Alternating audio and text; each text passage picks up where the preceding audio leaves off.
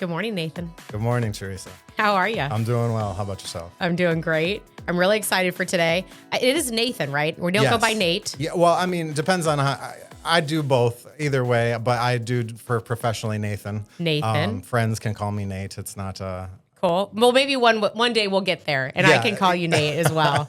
Well, thank you for joining me on the podcast today. You are an agent here at Keller Williams Ballantyne. Yes, ma'am. And I'm excited to hear about your story because I don't know a whole lot about your story. So I'm really excited for today. So let's get started. Yeah. So essentially in 2013, I moved from New York down to Huntersville, North Carolina. Okay. So you're kind of on the north end of Charlotte, the Charlotte Metro. Yes. And so I had a decision. I really wanted to get out of New York, snow, taxes, that kind of situation. Yeah. And so I decided either between Florida or North Carolina. And I felt like North Carolina was a happy medium. I could still get back to my family if I needed to. Yeah. Florida just seemed like a bit of a stretch too far. It was all the way from one end to the other. I get it. I was like, I need some distance, but I don't necessarily want to completely isolate myself in the bottom of the peninsula there. So, but you were born and raised then in New York. Yes. This is a huge leap of faith that you came then to the Charlotte Metro. Yes. And when you first initially moved here, you were already selling real estate? No. So I've been a nurse for 18 years. Thank you for your service. Thank you. I appreciate that. Nurse through COVID then. Yes, absolutely. While you were still in New York? No, it was 2017 you moved here. Yes. So really what happened was during COVID, I was doing travel nursing. Okay. And so I took my first contract up in Boston, Massachusetts. Okay. And I did almost 4 months there. Wow. And we were all in hazmat suits and everything. Oh. It was a nightmare. Insane. Those things get really hot. You don't know after a 12-hour shift. Day after day after day. It was kind of hectic. And I love, again, my husband's a first responder. When people talk about masks, it was all these little cloth masks we were all wearing. Right. That is not what you guys had on, and we're trying to breathe through these N95, Yes. Yeah, they're the heavy duty guys that you Yeah. after a 12-hour shift, your face is all indented. You don't get a whole lot of thank you for your service. Thank you. I appreciate It's quite it. a calling. So you've done nursing then for, say it again, how many years? It's 17 years. Okay. Going on 18. And so when you moved to Charlotte, I'll be honest, probably a pretty easy field to find a job here in the Charlotte area for. Most healthcare jobs are pretty in need, so it definitely has an opportunity wherever you want to go. Yeah. I did travel nursing for 5 years. I did my first contract in Hawaii, actually. I was in Hawaii, and it was a night and day experience for that just because they do a little more Western than Eastern medicine, that kind of thing. So some of their treatments, treatments that they do are a little bit different. Some of the medications, modalities that they use are a little bit different. So it was a nice experience as a nurse to be able to travel around. Do it while you're young. Yeah, that's what they say. Exactly. I love it. And that's just one of those things where it led me into real estate pretty naturally. Yeah. Those skills fairly overlap, just the critical attention to detail and being able to have all the paperwork all fits right in there, dealing with people. But after a while, it does get kind of heavy on you. And so that was an opportunity for me to be able to help in a different way. You've probably heard this, but it is nurses. Do you know where I'm going with this? Teachers. Yeah. And then people in our hospitality. So whether you're a server or, you work at a hotel, it's hospitality in short. They really do make the best agents. Yeah. Because you guys are already, like you just said, you're already caring for people. And I think that's kind of the journey we bring people on in real estate. Yeah. I'm caring for you just now in a different way through a transaction to find your dream home. And that's huge, and it really comes down to being able to provide service, come from service. And that's one of the reasons I chose Keller Williams, God, family, and business. Yeah. And really, it's just one of those things. I know David is much of the same mind in those what do you call it? Yeah, values. Values, yeah. Yeah. It just helps. It's more authentic, and people see that. Yeah. It's really not about the money, but real estate is a vehicle for us to be able to help in a different manner. 1,000%. And it's as much as, working with people in general can be hectic, but it just is a lot calmer for me in the real estate business. So you got in, I guess, almost a year ago is when you got into real estate? So it would be May 9th will be my You're literally anniversary. coming right up on your year. It was so fast, honestly. It was a blink of an eye. And you started here at KWB. Yes, which ma'am. is cool. So your whole journey's been here. Yep.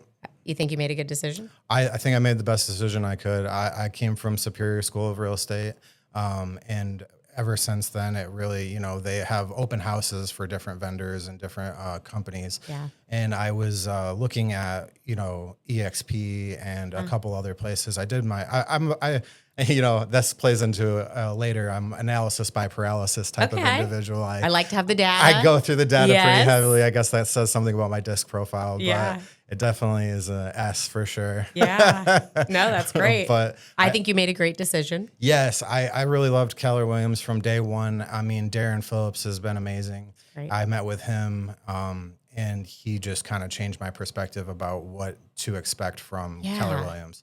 And, sometimes other people are like, well, I want leads, or the split isn't what I want, or I need more autonomy or something. But I'm like, you're getting everything you need here. And Keller Williams has always been known for education and teaching. And literally since day one, I didn't even get into Ignite before I had a vacation prior to me joining the actual company. And I was just going through some of the classes that they let me sit in. And I think Michael Rivera was one of the first guys that I talked to. Amazing individual. Yeah. I really enjoyed him. And he brings a different vibe with his YouTube videos and that kind of stuff. He really brings music as part of his, and God, as part of his personal style. Love and it. so I really enjoyed talking with him. And at the end of the day, he really gave a lot of information. Everybody here is so willing to do whatever it takes to help people out. And that was my first thought. It was like, for a business that is basically you kill and eat what you kill, I've never seen such a family that comes together and helps. And all you got to do is ask. Oh, that's really great. So about a year into it, let's go back to like those first, let's say 90 days. Mm-hmm. Were you still nursing and jumping into real estate? I know we got to career. pay bills. Yeah, I am dual career still. Okay. So that was a big part of it. Like 30 days to close, contract to close, one of those things. We have bills to pay. Yeah, I get it. That's for a lot of people thinking of jumping into real estate, and they're going to hear your story. That's kind of the pause, I think, for a lot of people is truly we have bills to pay, and yet I want to go after my dreams of entrepreneurship. What does that look like? So again, it's as a double-edged sword. I mean, you really I have to pay bills. Everybody has to pay bills. And I also can't give my full heart to real estate while I'm still tied one arm behind my back. Yeah. So it's one of those things where you just have to take a leap of faith and just go with what your gut says, because even though, real estate can be a great vehicle for longevity, wealth, generational wealth, and just setting yourself up to prosper long-term. But you gotta, as an individualistic agent, I'm not part of a team. Yeah. So it definitely has some anxiety with it. You want to make sure that you're taking care of your family, and we still got people to feed and dogs to feed and that kind of stuff. But I think that really, if you wanted to do it, you got to go full bore. Yeah, jump all in, as they say. So first, let's go with the first 90 days. Did you sell a house? So it was, my first sale was October 31st was when I closed. Awesome. That's great. And that was a dual sale in Matthews. I helped a family sell their home and buy the home at the same time. Awesome. So as a first transaction, I was really jumping in feet That's first. a lot. It's so hectic to kind of, do all that. And then I was a PB, a provisional broker at that time.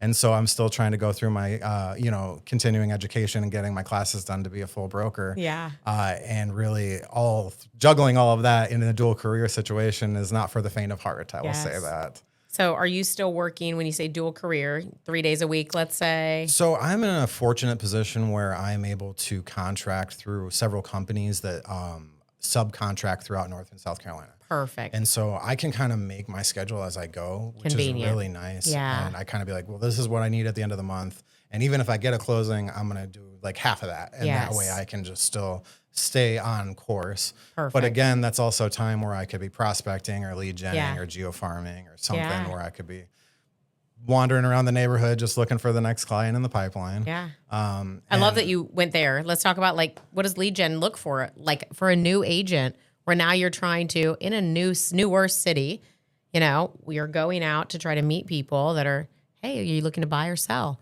What does that look for you this first year? And really, it's about consistency. It looked like, wow, there is about 1,000 different niches that I could be in real estate. I could be going after referrals. I could be going after my own clients. I could be doing a team. I could be doing this or that. There's just so many things you can get into. And so it is kind of, you're just inundated with all this information. And, with school, even in nursing school, the stuff you learn in the class isn't always transferable to the real life. Yes. The expectation is much different.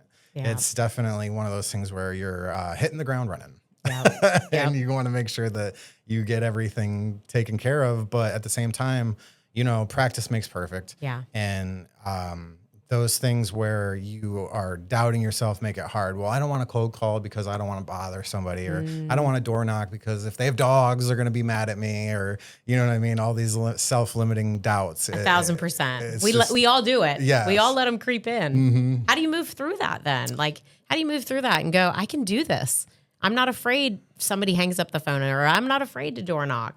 Because it's about building something bigger. How do you get over that? Well, one of the main things is not trying to be busy. Busyness doesn't always lead to productivity. I love that.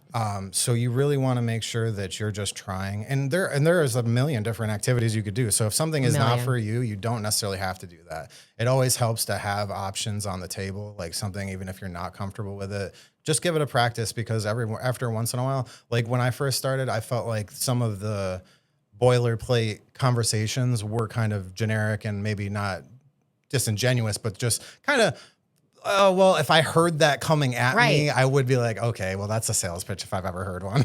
Totally understand that. It's like, would I ever really say that? Right. No. But the more you practice it, the more fluid it sounds. Yes. And it's not like I'm reading off of a script, but I'm actually having a conversation coming from a place. It's exactly what you said. It's learning that real life experience, conversations that you need. Yeah. Cool. So you closed your first deal in October. Mm-hmm. 2. Yeah. Back to back. Yeah. So you're feeling good. Yeah.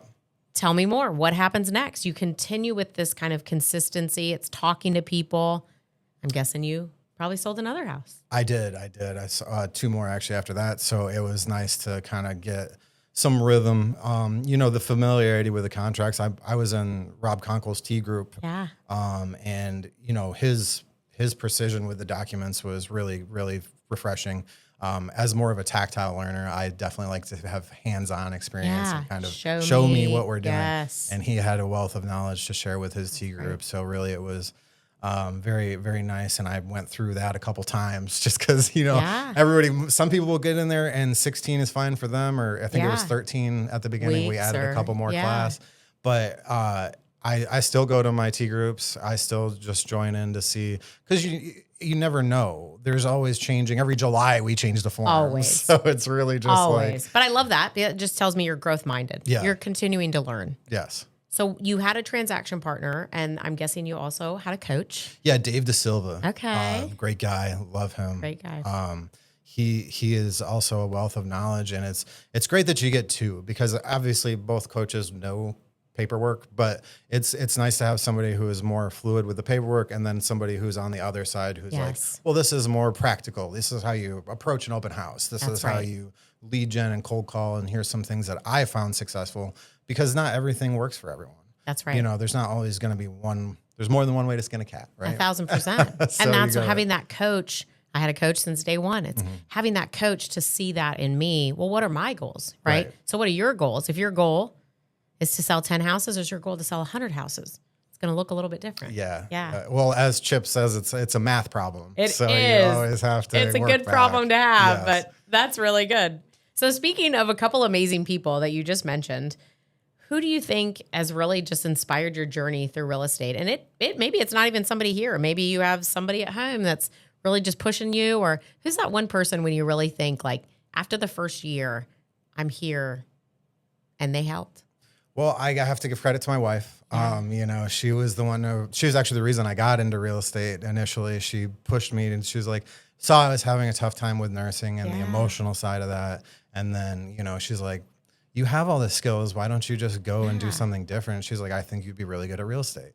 And I was like, oh, maybe. But then she helped me. And like I said, I was fortunate enough to have a little bit of flexibility with my schedule. So I just took that time off and I went to Superior and I went Frank Fields, shout out to Frank Fields. And got through those classes. Wish I had known about South Carolina before that with the reciprocity, because I would have went that route much faster. But you got to do it, and I'm actually glad I did it the other way, because you just the amount of knowledge that you learn through those programs is much more beneficial if you do it the right way. So. Yeah. What's your beautiful wife's name?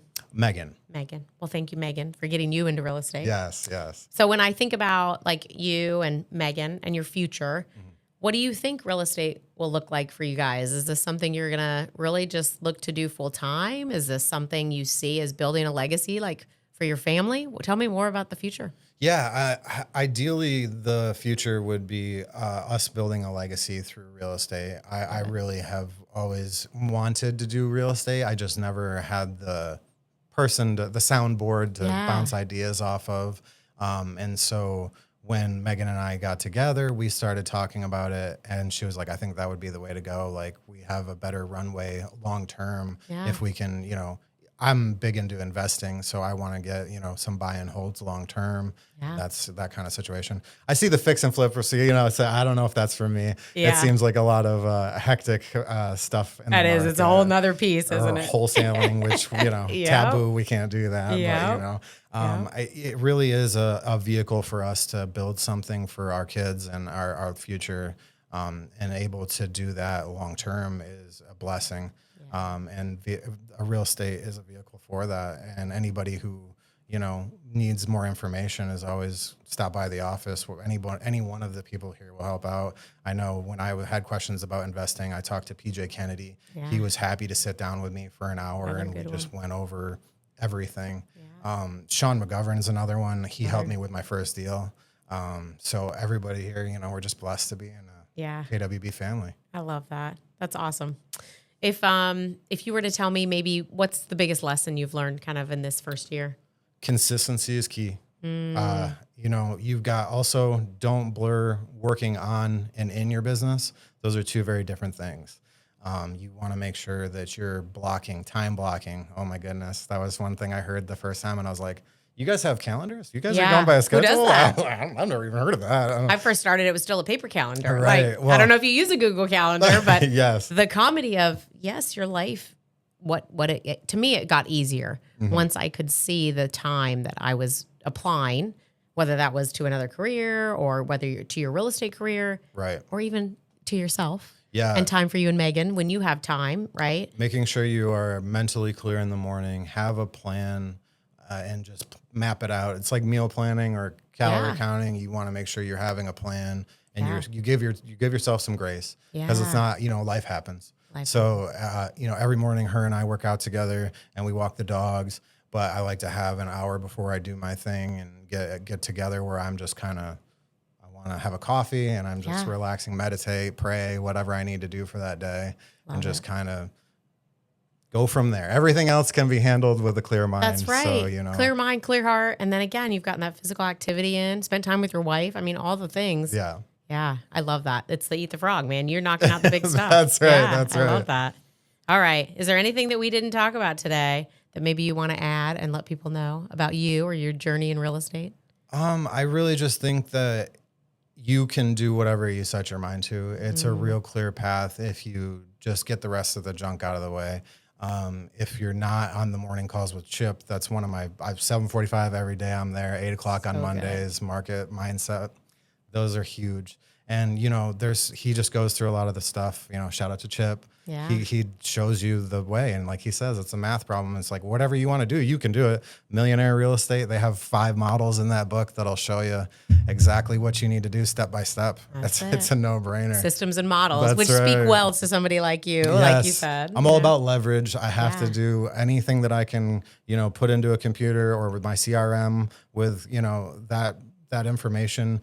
That's working night and day. Yeah. That's something you don't have to worry about. You go see Jules and Leah and they'll hook you up. 1,000%. And it's like you said, that's the model, is having systems and models. That stuff does, like you said, that stuff works while I don't have to worry about it. Right. Leverage, We have a great marketing team, is who you were mentioning. Yes. That's awesome. Yeah.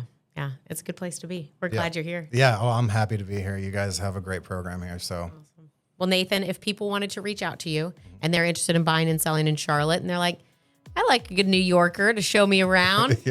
How should they contact you? So you can reach me on my cell phone, 980-833-6150, or you can reach out to my email, nathan.stafford@kw.com. Easy as that. And Easy I'm as happy that. to show you around, help you out. Awesome. Thank you for joining me today. Thank you for having me. Good to hear Theresa. your story. Yes. Appreciate it.